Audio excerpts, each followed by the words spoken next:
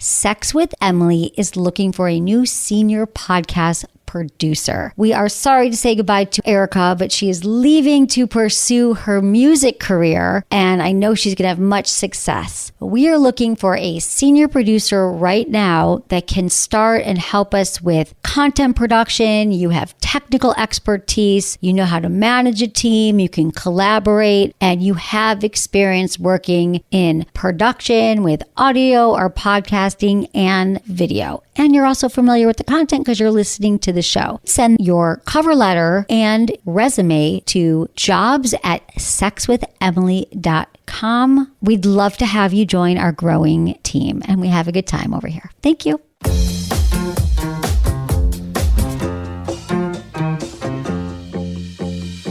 And again, these are useful because if you find yourself in the same fights with your partner because they won't clean up after themselves, they never say I love you, you feel like you don't spend enough time together, maybe you're speaking to each other in different love languages. You're listening to Sex with Emily. I'm Dr. Emily, and I'm here to help you prioritize your pleasure and liberate the conversation around sex. Everyone wants to feel loved, am I right? I know I do. But what if there was a way to give love that could also lead to hotter, more connected sex? Well, on today's show, I share how to crack the code on the 5 love languages that will improve all your relationships. Now listen, since everyone expresses love differently, it's important to know what your partner's expectations are to avoid disappointments. And listen, many couples end up in a rut because they don't understand what their partner needs or their partner's love language. So just understanding and grasping the concept of the love languages is just an easy way to amp up all the love and all the sex in your relationship. So in this episode, I break it down for you, and I also answer your questions like what to do if you have a different love language than your partner, which is way more common than you think, ways to show love in a long-distance relationship, and specific ways to express yourself sexually based on your love language and your partner's. My new articles, How to Deal with a Low Sex Drive and What You Can Do to Boost It, and How to Have a Threesome are up on sexwithemily.com. All right, everyone, enjoy this episode.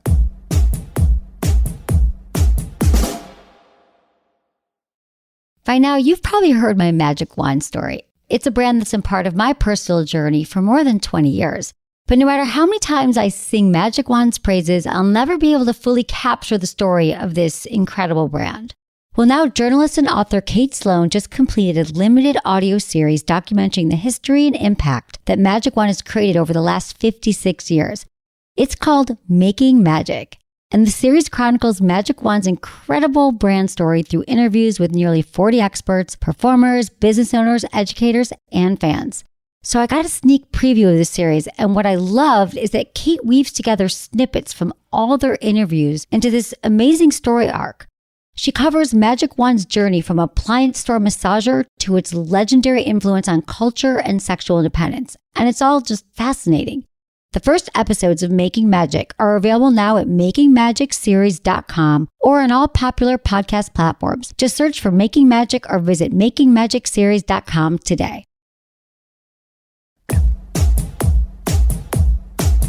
Let's talk about the love languages. Maybe you've heard of this concept. The 5 love languages comes from Dr. Gary Chapman. He's an American author, he's a pastor, a radio talk show host, and he described 5 ways romantic partners express and receive love. So the basic idea is that everyone gives and receives love differently. But when we figure out our own love language and our partners, we'll better be able to communicate our love and strengthen our relationships. And the cool thing is that Gary Chapman was a pastor, so he was seeing couples for 25 years, and that's how he pinpointed these, and they make a lot of sense. And in fact, I've often recommended to couples, figure out your partner's love language. It's an easy way to jumpstart a more loving relationship. It's helped a lot of couples just get through resentments, and it's not going to solve all your problems, but it's really eye-opening. And ever since I first learned about the love languages, probably almost a decade ago, I think about it all the time.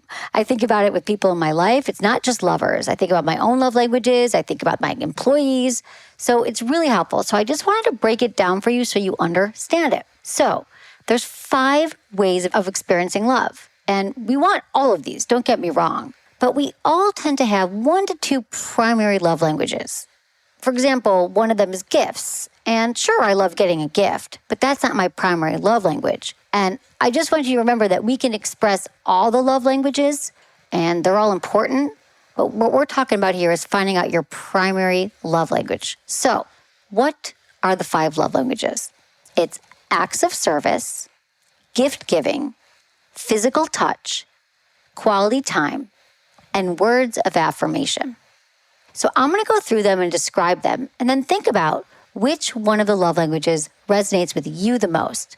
And it also helps to take the quiz, which we will put in our show notes. And again, these are useful because if you find yourself in the same fight with your partner because they won't clean up after themselves, they never say I love you, you feel like you don't spend enough time together, maybe you're speaking to each other in different love languages. Our primary love language is often not the same as our partner's, so we often give love the way we want to receive it. But if our partner isn't speaking that language, it's not going to resonate. So I'm going to break it down. The first one is acts of service. If active service is your primary love language, it means that you really feel loved when your partner spends time to make your life easier. So this can be simple household chores, to filling the car with gas when, without having to ask, to, watching the kids while you go out, thinking ahead. So thinking ahead about how they can make your life easier. So this is for our people who are like, actions speak louder than words. That's you. So what you would like if this was your language, for example, you'd like more help around the house. You like when your partner runs errands or helps you moving or helps you organize your closet. You feel so good when your partner makes you breakfast in bed, took the dog for a walk, did the grocery shopping and you didn't have to ask, folded, put away their own laundry. So essentially, think of it this way. Anything that eases your stress and takes the burden off your shoulders. So let me give you, a friend of mine, hers is acts of service. So I'll give you an example. The first one was that she really wanted him to hang up this painting in their house. And so she left it at the foot of the stairs. And for like a month, he kept walking past it and walking past it. He was still doing things like saying he loved her. They were still having sex, which is, physical touch. There were other things he was doing, but this really got under her skin. She's like, why is he walking past, hanging up this photo, hanging up this picture when he knows it's important to me? So that really irked her. Now, for me, it might not bother me that much. I might be like, why don't we just hire someone to come in and hang it up? And I remember he was like, can you carry these while I'm on a call? And she was just pissed because she's like, I don't want to carry the groceries. Like that, it's like the acts of chivalry. So that's acts of service. So let's talk about sex acts and acts of service. So this is easy. I mean, if you think about it, any sex act could fall under this love languages, but especially ones where there's a clear giver and receiver, like oral sex, or massages. Your partner says to you, if this is your love language, just lay down. I'm going to massage you for 15 minutes and just give you pleasure. That's what we're talking about with acts of service. So maybe a romantic date act, if your partner did this and your love language is your primary language, you might appreciate if they made dinner for you instead of you taking care of dinner all the time. Or they went out of their way to do something that you appreciate, like they remembered to set the mood and they lit candles and they turned on music, something that you often do, but this time they decided to do it. One evening they were like, I'm going to do this for you. Or maybe you just came home and the entire house was clean. So that's acts of service. Again, I'm going to remind you, if you haven't listened to these before or heard about them, yes, you would appreciate all those things. We all would. But once I get through these, you're going to see that there's going to be 1 to 2 that really spoke to you. Okay, the next is gift giving. So people who value gift giving want thoughtful gifts that indicate their partners have been listening to them and thinking of them throughout the day. Now, this can be done by sending flowers in the middle of the week or buying them a certificate to a spa. And it's not about money here. It's the thought behind the gift. So it's not that you're interested in a monetary value. Your partner bought you a brand new car. They just really appreciate the time and the care that went into finding the gift itself. So to explain it better, it's the thought that counts. So, when someone gets you the perfect gift, they really know you and they get you and they took the time. Maybe they wrapped it beautifully and wrote you a really thoughtful card. Maybe someone just brought you your favorite flowers. They remembered that you told them these were your favorite flowers, and they did it just because. Maybe there's something that you've been wanting for a while, and you kept telling your partner that it was a jacket that you really admired, and you kept saying, I want to go buy that jacket. You were, talking about it, and they remembered. They went out, they found the jacket, they found the store, and they got it for you. So something you've been wanting. Maybe they send you a surprise package at work, or they sign you up for a class you've been wanting to take. So much goes into really giving a good gift. It takes thought, it takes consideration, and most importantly, it makes you feel the most loved by your partner, or one of the main ways that you feel loved. Now think about it. In the absence of that, it's maybe your partner forgot your birthday, or they just get you something last minute and it happens for years. You probably feel, maybe they're doing a ton of acts of service for you, but you still feel like, God, what's it with gifts? Now I have a friend, she's been married for a long time, and her love language is gifts. And every year, her husband, for years, the first few years of their relationship, he just would get her stuff that was random. I remember one time he got her camping equipment, and he likes to camp. He got her some tools or something random, and she was like, what is the deal with gifts? So now they got it set up that she tells him exactly what she wants. These are my top 3 gifts I want for the holidays. This is what I want for my birthday. So she's giving him the tools to fulfill her love language, okay? Now, a sex act that would fall under gifts? Well, maybe if your partner asked you, like, hey, babe, do you have any fantasies? And surprised you and lived it out in real life. That'd be a pretty good gift. Or maybe they got you a new toy or a brand new product or a new bottle of lube that goes along with your fantasies and sexual preferences. So those would be some fun things. Now, a romantic or a date night thing that would be great for someone with gifts as your love language. Maybe they bought you tickets to see your favorite artist. They found out they were coming to town and they bought you tickets. Maybe they always arrive on a date with a little extra something to let you know they've been thinking about you. They stopped and bought your favorite chocolates, or they just wrote you a really nice card. So think about it. Do you feel the most loved when someone gives you a gift? All right, let's move on to the third one, and that's physical touch. Valuing physical touch as a love language means appreciating and feeling so affirmed and so loved through physical connection, whether that's kissing or cuddling, holding hands, or really any kinds of sex. So if this is your love language, you might just feel the most loved when your partner gives you a hug or cuddles you or holds your hands or puts their arm around you while you're watching a movie. They give you a back massage. I mean, a great way to recognize the love languages or think about the absence of it. So also, maybe your partner doesn't hug you or doesn't really touch you that much. They never put their arm around you. And you might feel really sort of alone. Now, they might be buying you gifts and doing the laundry, but you just don't have that touch from them. So I can tell you that this is my primary love language, is physical touch. And when I've been with partners where physical touch isn't their primary love language, it's not really important to them to be touching. They're okay if we went hours without touching, or they could come home and not touch me. And I feel alone. Like, I remember sleeping with a guy once, and after we'd sex, he rolled over and went to the other side of the bed. Now, many of you are thinking, thank God, I don't want anyone touching me. I get hot. I've heard from all of you. I get it. You're like, I don't want the blanket. I want my own blankets and my own bed. I am not that way. I want to fall asleep touching somebody with their arm around me. It's okay if you move in the middle of the night, but even if my pinky toe is touching their leg, that will work. But I just feel so loved when I get touch. And this can be a tricky love language to navigate sometimes when your partner doesn't have physical touch as a love language. Because remember, I'm a very touchy person. I give people hugs and I touch them, and I give it because it's what I like to receive. It's not conscious. But if that's not your love language, or you grew up in a place where it wasn't comfortable to touch, or you just aren't into touch, this is one of those where you have to make a conscious effort. I know somebody whose wife's primary love language was touch, and his wasn't. And so in order to make it work so she felt loved, he would come home from work, he would have an alarm that went off on his phone every day when he got home, and it was like, give her a hug. And he'd walk in the door and he would give her a hug, and because he knew that he would just go about his night and not hug her and wouldn't touch her. And so that was the way he got into his system to remember to give it to her. Now, it wasn't that he doesn't love his wife, but it wasn't his primary language. So he had to find a workaround to make sure that they were both getting their needs met. So you can get creative with this stuff.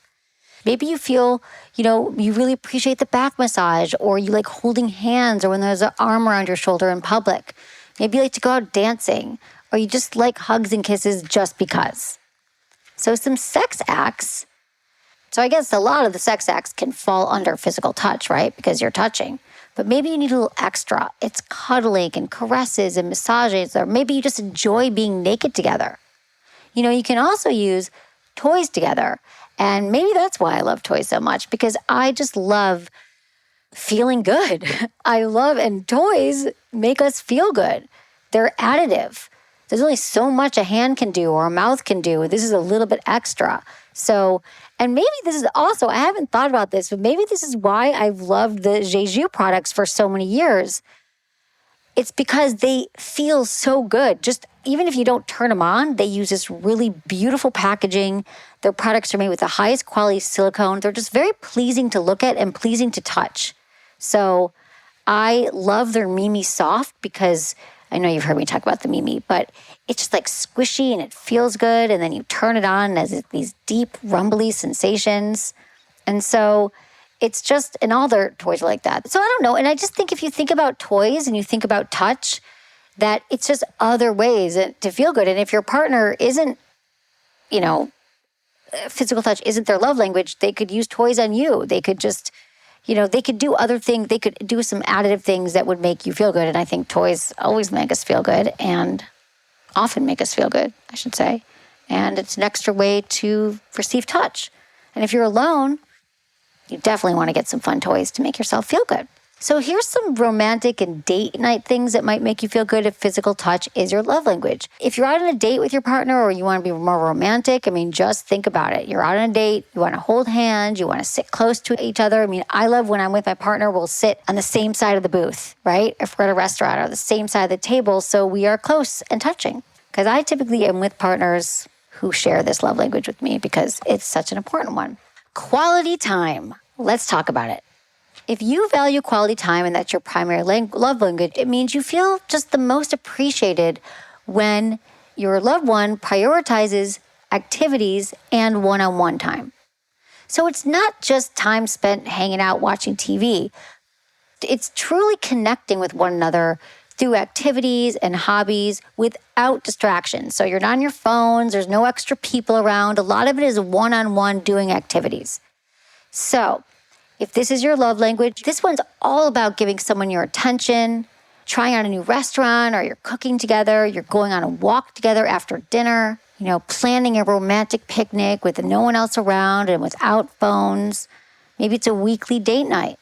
So sex acts, if you are really into quality time, well, foreplay. Foreplay extends the sex act. And maybe there's some sexual scenarios you could play out, like treasure hunts or role playing. And you probably also like easing into sex. You want to get lost in the moment. Or maybe you watch some porn together. So if quality time is, the kind of date you might like, just making sure that when you do spend time together, you put your phone away, you're not looking at it all night, and you just kind of luxuriate in the moments you have together and just without distraction. And think about the absence of it. When you don't have quality time together, when it's been just the kids are around and your partner's always on their phone, and you haven't had that one-on-one connection, you might be feeling a little less connected to your partner, feeling, less loved. So that's a great way to think about these. Okay, words of affirmation. This is the fifth love language. So individuals who value words of affirmation love to hear frequent compliments and other forms of positive, supportive words from their loved ones. And also being specific with their words. So think about it. Do you love when someone gives you a compliment, or maybe a coworker said you did great on this last project and they tell you all, or maybe your lover tells you all the ways they love you? It's just about details and being specific. Or maybe they're really proud of your accomplishments at work and they say, I think it's really great what you've done and the leadership you've taken with your team, or I'm really proud of that award you received at work. You want to hear the words from them. And of course, you might, if this isn't your love language, you're probably thinking, I don't like to hear it. It makes me uncomfortable. I know my partner loves me. But if words of affirmation is your love language, even though you know it, you need to hear it. You want to know, you want to hear it every day. And they also change over time, because I used to think this was my primary, and I still appreciate it. It's funny, I took the quiz again myself, and I think I'm more quality time in touch now than I am words.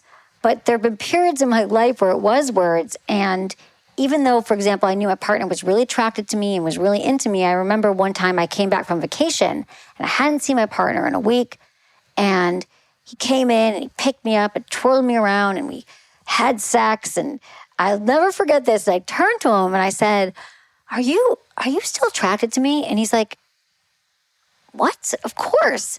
And I was like, well, you didn't say that how good I looked or that you were into me. It's like, it had been a week. I hadn't heard the words and I needed to hear it.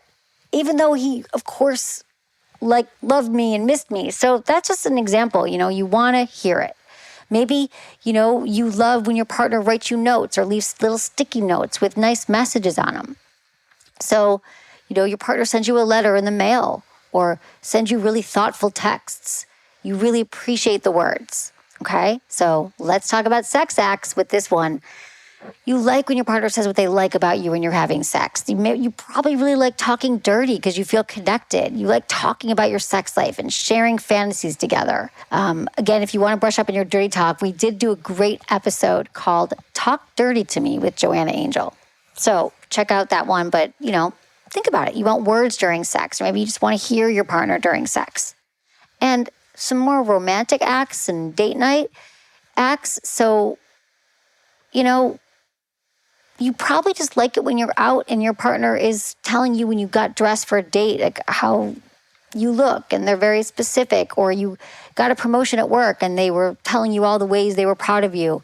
So that could just be, at the point of romance, that could just be where you feel the most connected to your partner. And when you don't hear the words, you feel less connected and less loved.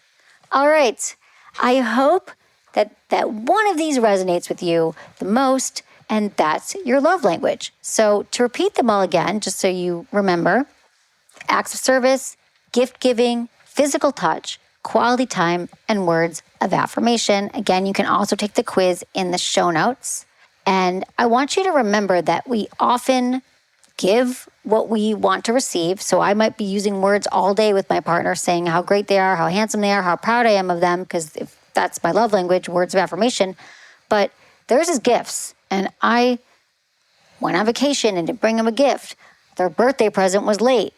They're going to be pissed. They're going to feel less loved. So I want you to remember that we don't often give it the way we receive it.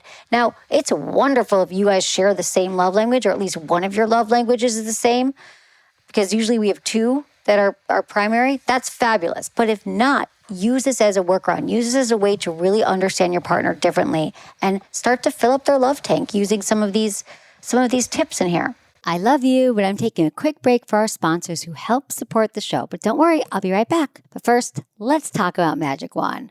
From gifts to quality time to acts of service, the Magic Wand will satisfy all your love languages and give you a whole lot of pleasure. You've heard me talk about the Magic Wand for years, and you've definitely seen the full-size Magic Wand, and you might even know about the Magic Wand Mini, which is now my go-to. But they have this Magic Wand Micro, which is just, it fits in the palm of your hand. I thought it was like a tree ornament or a joke when I first got it, but oh no, it's only 4.5 inches long. It's the size of like a typical bullet vibrator, but it is the real deal. It is a true magic wand. It's got the same soft silicone head, a flexible neck, and yes, I know what you're asking. I know what you're thinking.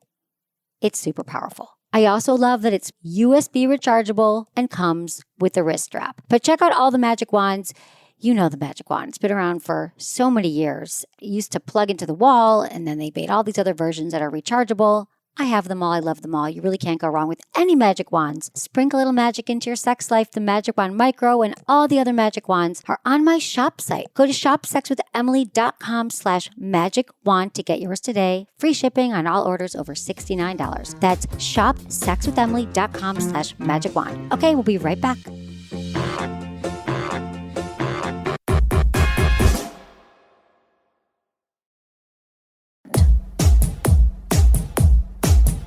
All right, here's some of your Instagram questions about the love languages. Someone asked, how can you learn your partner's love language and teach them about yours? Well, really, you should both listen to the show together, take the quiz, and also you can kind of figure it out. I know, since I know these so well, I'll someone I know or even friends of mine, I can totally figure out their love language. My friends who give me like the most elaborate gifts, I can tell too, like if someone always gives you the best gifts or they always show up at your house with a gift, maybe their love language is gifts. Or if there's somebody who just is giving you compliments or they're, using words all the time, maybe it's words of affirmation. So you can kind of tell in this way. And then think about the things that they value in their life. Another question from Instagram, how can you relate and compromise when your partner and you have very different love languages? Okay, so this is really common, okay? So I've given you some examples about, my friend whose wife is hugging, and so he has to remember, I'm going to set my alarm, I'm going to make sure that I hug her, and then eventually it becomes more of a habit. And I have another friend who said, gosh, my partner's love language is acts of service, but I'm so busy with work, I have no time to do acts of service. I said, well, why don't you plan it ahead? Why don't you look at your calendar on Sunday and say, what 2 things can I do for my partner in the acts of service category this week? For example, if your partner is always making dinner every night, then Thursday night you're bringing dinner, and Tuesday you're going to get the house cleaned. Think about what your partner's needs are. And you can even ask them and make sure that you have 2 plans. So I said to my friend, schedule it ahead of time. And he did. And she was so happy that he remembered to do these things that really made a difference in her day. Maybe it's taking the kids, when your partner's always with the kids during the day and then you say, I'm going to take the kids on Saturday. Those are examples. So just because you have different love languages, it doesn't mean that your relationship is going to fail. So actually knowing their love language empowers you to show them how much you care in a way that they can truly take it in. So if their love language is words of affirmation, telling them how you feel about them and all the things you like about them is really going to make an impact. And I always say communication is lubrication, and the love languages are the key to actually communicating your love in a way that your partner is going to receive it. Another Instagrammer asked, can you have all 5? And so, yes, you can. Well, it's easy to recognize, all the examples of 5. We all want all of them. Like if I had a partner who never got me gifts and missed my birthday, and I would be like, how do you not get me a birthday present? But I don't place as much value on it. Like I probably wouldn't notice for a while if they never got me a gift because it's really not my love language.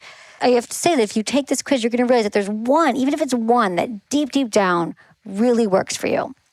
And again, you might have a secondary one.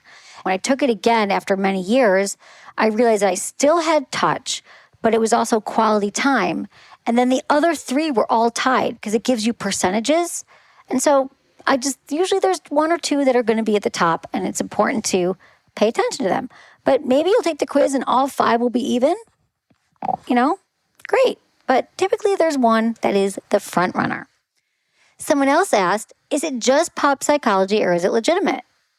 Listen, I know that this works. It works with employees. I know on my staff who needs to hear the words from me that they're doing a good job or I appreciate the work they've done. And I know which employees are important to, which people on my team really value gifts. And so I make sure that I'm getting them something for their birthday that they appreciate. So it's not just in love. It's for the people that you love and care about in your life.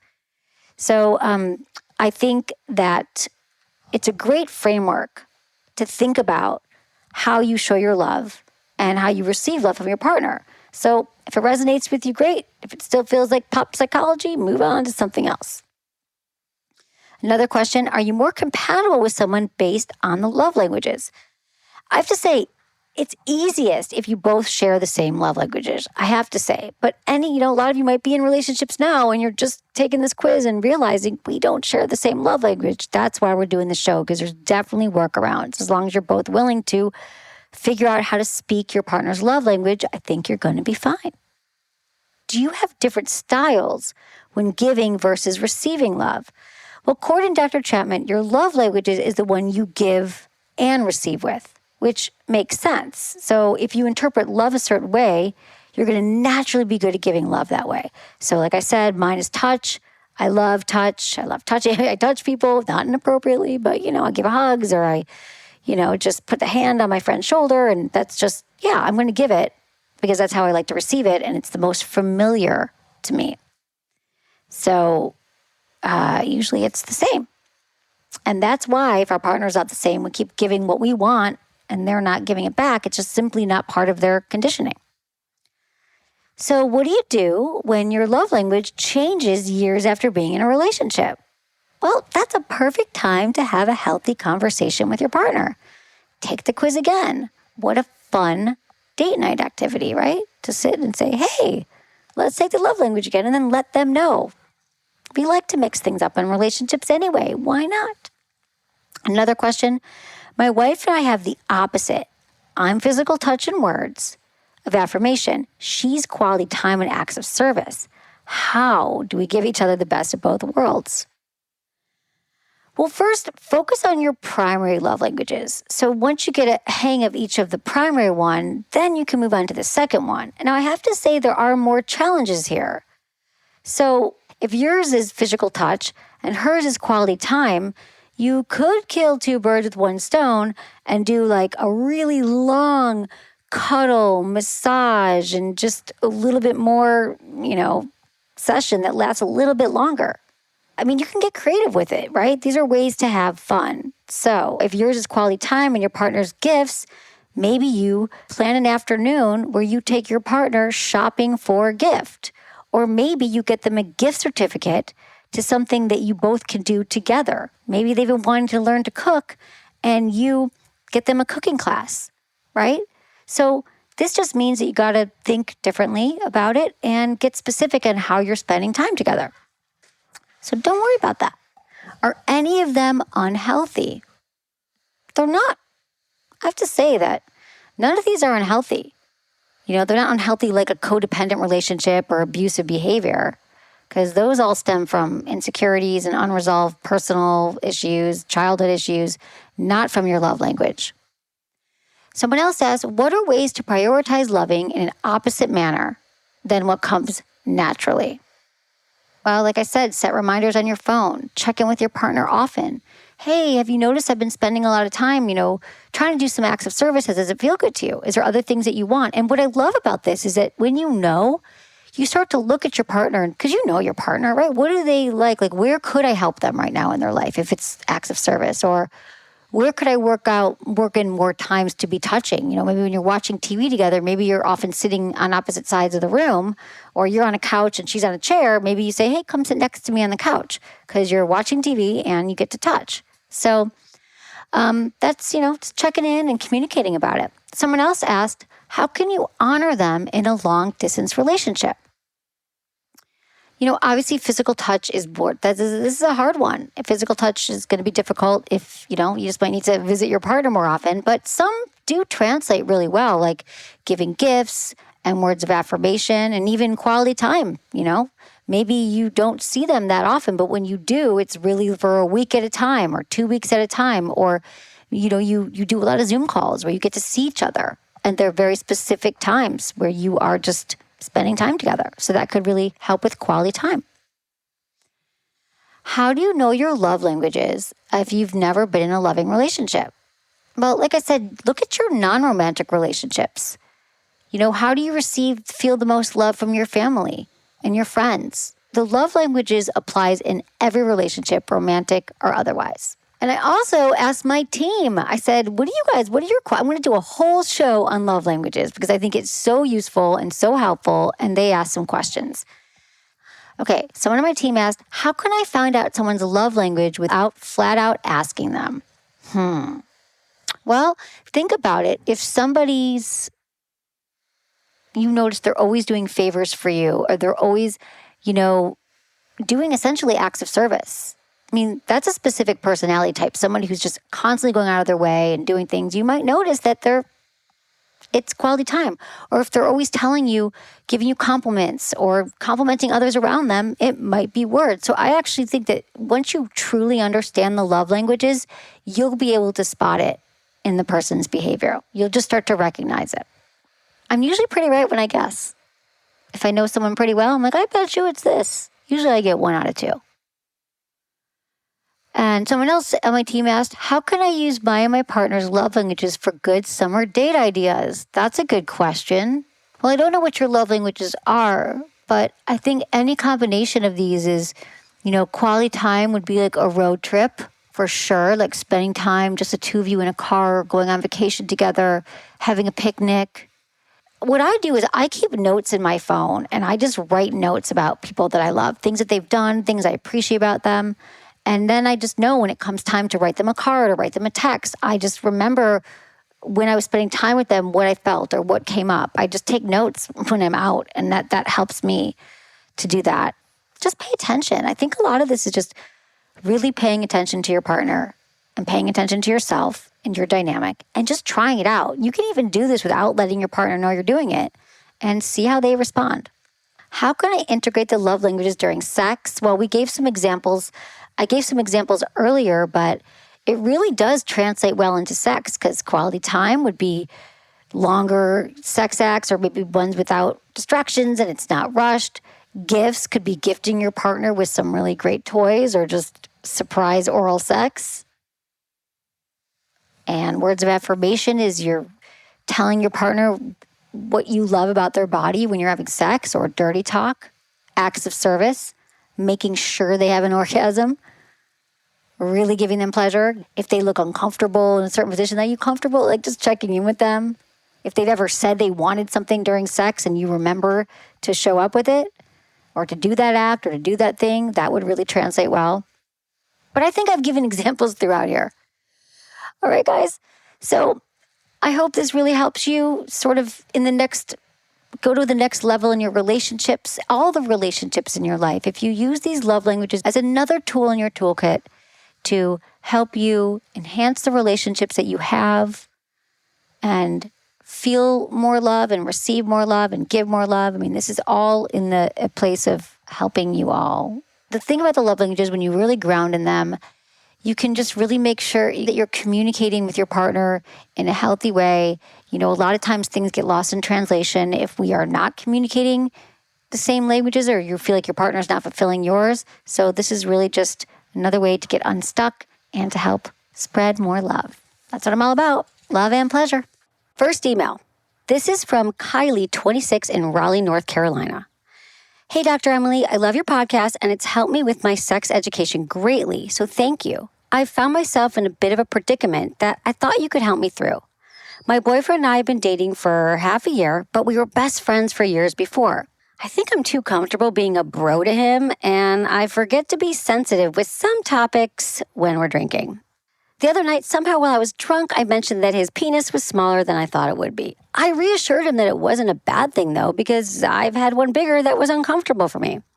At the moment, he joked with me and thought it was fine. However, last night he told me that it really hurt him to hear that from me, and I'm not sure what to do to fix his ego.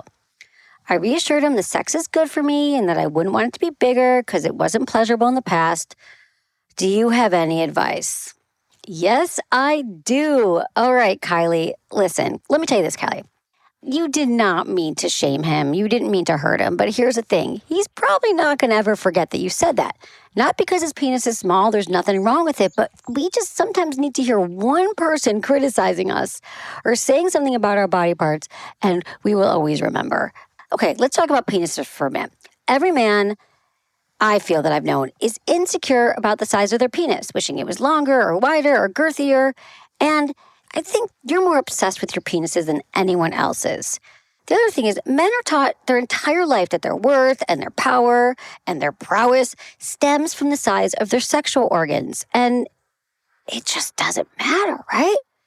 We don't care, especially vulva owners. I know we've talked about this so many times in the show that you're way more obsessed with your penis than we are. So let me just clear that out. And I just think we have to stop all the shaming of body parts. But you weren't trying to do that, Kylie. You were just joking around with him. So I think all you can do is reinforce to him all the ways he's a great lover to you. because it's not about the size of the ship. It's about the motion of the ocean. And what that saying means is he a good lover to you? How does he make you orgasm? How does he make you feel pleasure? Is he a great kisser? Do you love the way he goes down on you? Is he really just, all the ways that he's a great lover to you, the more that you could reinforce that with him and let him know and feel good about your connection, the better we'll be. Now, I don't think you can erase that comment because you really weren't saying, I don't like your penis, or I wish it was bigger. But again, since, so many penis owners base their value and self-worth on the penis, this might take a little bit of work from you. But, especially if his love language is words of affirmation, you're going to be in a great spot here because you can just keep telling him all the ways he is a great lover. You don't have to keep apologizing, but you can replace that comment with other ways you appreciate and love him. All right? Thanks for the email. This is from Chris, 32, in New York. Hey, Dr. Emily, the question is simple. Should I leave my girlfriend of 2 years? We're both in our early 30s, and when we started dating, I was physically attracted to her. Not as much as I've been with partners in the past. I was really into her personality and how cool and down to earth she was, and we get along great. And we never fight, really. We have occasional disagreements with, very calm discourse, and eventually the issues are resolved. However, as time has passed, my physical attraction has withered, and currently we have sex once a week. The problem is, I know she wants more, yet I have trouble initiating sex. She's a bit timid with initiation herself, which isn't a turn-on. Maybe I should talk to her about that. I've always been more attracted to her personality, but I'm worried that I'm doing more harm than good by staying in a low-sex relationship and disappointing her. She deserves better. I wish I could just flip a switch and be more attracted. Also, I'm a Sag and she's a Cancer. I'm fire, she's water. We could be more different sometimes, and this plays a part. One last thing. She doesn't want kids, and I think I do in the future. Any advice would be extremely appreciated. I feel like I'm in my own head, and any insight would be huge.